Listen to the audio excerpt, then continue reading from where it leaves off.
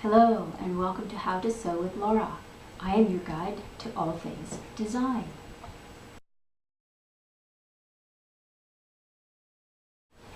Today we're going to learn how to do a French seam. A French seam is basically two seams in one. It sounds really fancy. It's very simple. And the reason that we do a French seam is we want to have a finished garment on the inside as well as the outside. You don't want any raw edges that can fray. So what you start with is the first seam that you're going to sew, and we're continuing with our project, which is our little white eyelet blouse. The first seam that you sew, you put your wrong sides together, okay? Typically when you're sewing just a straight seam, you put your right sides together.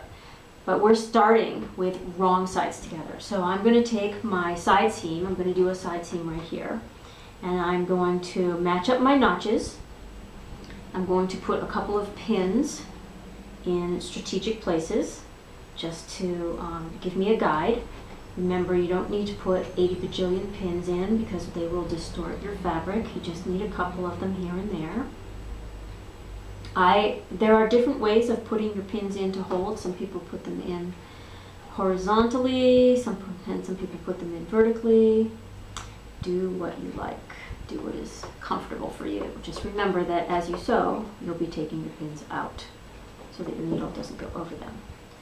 Now this first seam is not going to be a full-size seam. It is going to be a 1/4 inch seam. Why is that? Because your finished seam is going to be finished at 1/2 inch. So you're sewing your first part at 1/4 inch so that when you turn it, and we will turn it, we're going to trim it and turn it. So I line up with my 1/4 inch line on my machine. So I line up, and on my machine, my 1/4 inch line is really at the inside edge of my foot, which kind of makes it very easy. So I'm doing that. I remove my pins as I go along. And I just guide the edge of my fabric along the edge of my foot or along my 1/4 inch line, whichever works on your machine. If you have a Bernina, it will be pretty much like mine. So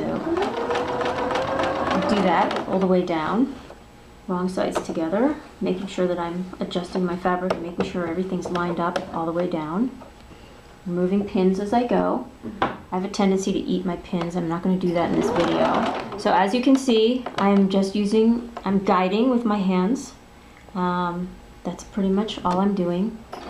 Holding my fabric in the back, holding my fabric in the front. So we're coming to the end of our seam. Now, because I'm using an eyelet, I have this fancy little trim on the end. You're just probably going to have a regular fabric, but regardless, when you come to the very end, it's always nice to use your back stitch. I'm going to use mine a little bit deeper than the 2 or 3 stitches because I have this extra trim. So I'm going to go over it again. So I did a back stitch and then another forward stitch. So the next phase is to trim a little bit. So here you see a very simple 1/4 inch seam. So now I'm going to trim it down to about 1/8. And then I'm going to press it and fold it. You try to make this trim as straight as possible. You don't want to have jagged edges. You just want a nice clean line, just the way you cut the garment originally. And why do we do it this way? Well, for a couple of reasons. Most important though, it's much easier to sew a 1/4 inch than it is to sew 1/8 inch. Your machine needs enough fabric to grab as you go along. Curves are a little bit less easy to do, but a little patience. There we go. So I trimmed. Now I'm going to get my iron. Okay, so we have laid out, we've trimmed our seam. I'm just going to give it a light pressing. Then what I'm going to do, it's just lightly pressed, I'm going to open it up. And I'm going to just let the seam stay flat. And I'm going to press the garment open so that you can see the little seam. It's a little bit flat there.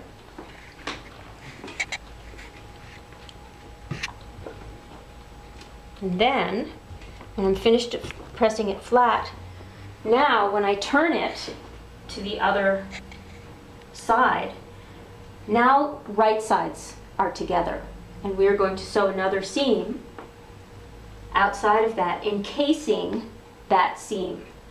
And so that thread line, that seam line, that original seam line, is going to be on the very edge, and it's going to be, and that gives you a very clean, finished garment. So I'm pressing that in place, and depending on the kind of fabric you're using, sometimes you have to put a little more energy into pressing this into place. This is a cotton eyelet, so it's pretty simple. So now my seam, you can see that my seam is in here. There's my raw edge that we trimmed, and we had originally started with wrong sides together. Now right sides are together. We're going to sew along that and encase that seam into the new seam so that when we open it up, all the raw edges will be inside of that, and that's a French seam. So I'm doing pretty much the same thing I did the first time. I'm lining up the edge of the seam with the edge of my foot because I'm going to sew basically a 1/4 inch. Now personally, I tend to sew a little bit tighter than an actual 1/4 inch. I like to try to sew closer to that 1/8 inch line where I trimmed off my fabric. So I tend to make a much tighter or a much narrower seam. So it's not quite a 1/4 inch, it's somewhere between 1/4 and 1/8. So let's see, somewhere between 1/4 and 1/8. What would that be? That would be 3/16. When we get to the end of the seam, I do the same thing on this end that I did the first time around, which is I go do a back stitch and then I do a forward stitch on top of it. And I do that pretty much just to finish it off. Make sure that it's really tight and really nicely finished. Okay, trim my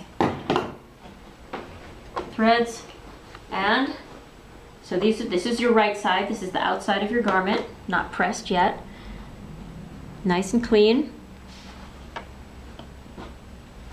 And then this is your finished seam, and that's your French seam.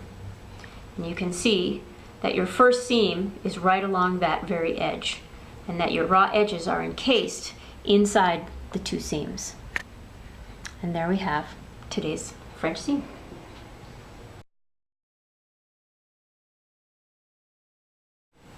Please join us next time when we will learn how to put a facing into the neckline of this project garment. Thank you for watching. As always, I'm Tanzer.